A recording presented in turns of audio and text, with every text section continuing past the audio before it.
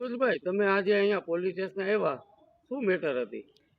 આજે ચૂંટણી અંતર્ગત ફોર્મ પરત ખેંચવાનો છેલ્લો દિવસ હતો, જ્યારે આ ભ્રષ્ટાચારી ભાજપ લોકચાહના ગુમાવી બેઠી છે, ત્યારે તાનાશાહીની હદ ઉપર ઉતરી આવી છે. અમરેલી નગરપાલિકાની વાત કરું તો વોર્ડ નંબર 8 એટલે કે જયસિંહપરામાંથી અમારી એક પેનલ ઊભી હતી, 2 લેડીઝ અને 2 જેન્ટ્સ.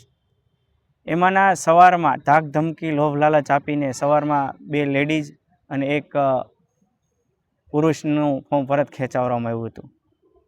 જ્યારે વધ્યા એક અમારા ઉમેદવાર ભરતભાઈ ગોંડલિયા, જે અમારા પાર્ટીના સનિષ્ઠ કાર્યકર્તા છે, છેલ્લા 8 વર્ષથી પાર્ટી સાથે જોડાયેલા છે, એમનું ફોર્મ પરત ખેંચાવવા માટે ઊંધા માથે ધમપછાડા કરવાનું ચાલુ કર્યું.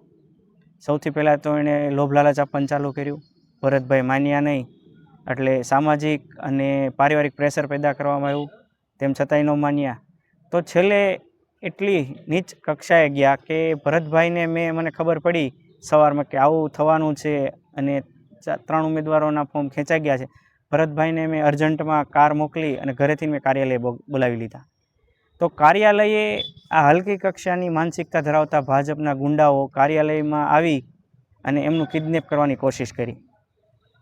હું ઓફિસની અંદર બેઠો તો મને જાણ થયેલે તરત જ મેં ભરતભાઈને છોડાવ્યા અને તરત જ ઓલા લોકોને મેં કીધું કોણ છો આથી, તો ભાગવા મળ્યા. ભાજપની લોકચાહના હોય તો લડીને જીતીને દેખાડે ને. શા માટે સામાન્ય માણસો, અમારી પાર્ટીના 4 ઉમેદવારો હતા, નાના માણસો હતા, 12 થી 15,000ની નોકરી કરતા એવા પરિવારના લોકો છે. એની પાસે એટલું કોઈ શામદામ દંડભેદ નહોતું કે બીજાને. જ્યારે સામે પણ કોંગ્રેસ પક્ષના 4 ઉમેદવારોનું ધાકધમકીથી લોભ લાલચથી ફોર્મ પરત ખેંચાવવામાં આવ્યા છે. 3 બિનહરીફ થઈ, ચોથી પણ બિનહરીફ કરવા માટે ભરતભાઈ ઉપર એટલું પ્રેશર પેદા કરવામાં આવ્યું કે અસહ્ય ભરતભાઈ માટે હતું. પણ અમે ભરતભાઈને ધન્યવાદ આપીએ છીએ કે આ તાનાશાહી સામે ઝૂક્યા નહીં અને અડીખમ ટક્યા રહ્યા. સમય પરત ખેંચવાનો સમય ગયો, ફોર્મ પરત ખેંચવાનો, ત્યાં સુધી ઓફિસે જ રહ્યા અને કોઈની સાથે ગયા નહીં અને ઝૂક્યા નહીં. પણ અમને એક ખોટું લાગ્યું કે લોકશાહીની હત્યા કરી રહી આ ભાજપ સરકાર અને એના મળતિયાઓ, જો અમે નહીં અવાજ ઉઠાવીએ તો ભવિષ્યમાં આ જ લોકો લોકશાહી ખતમ કરી દે છે. એનું એક કારણ છે, 5 વર્ષ પહેલાં એમને જનાદેશ આપીને ચૂંટાડેલા હતા અમરેલી નગરપાલિકામાં, તેમ છતાં એણે કામ નહોતું કર્યું. અહંકાર આવી ગયો હતો. જનતાના સામાન્ય રોજિંદા જરૂરી કામો હોય એ પણ નથી કરેલા, સુખ સુવિધાઓના. હવે અત્યારે જે તમે પોલીસ સ્ટેશને આવ્યા છે, તો એ તમે કોની સામે ફરિયાદ કરી?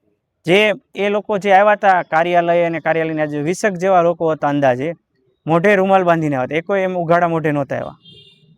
એટલે અમે ફરિયાદ લખાવીએ છીએ. હવે પોલીસ CCTV કેમેરાને તમામ તપાસ કરશે, જે દોષી હશે એને સજા મળશે. કેમ કે PI સાહેબને મળ્યા તો એણે આશ્વાસન આપ્યું છે કે ભાઈ અમે તપાસ કરીશું ને એની સામે ગુનો દાખલ કરીશું.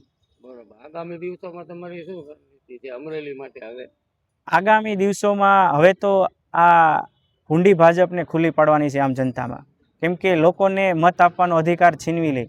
ચૂંટાઈને આવ્યા હતા તો એમ છતાંય 5 વર્ષ કાંઈ કર્યું નથી. તો આ તાનાશાહીથી બિનહરીફ ચૂંટાઈને આવશે તો શું લોકોનું કામ કરશે?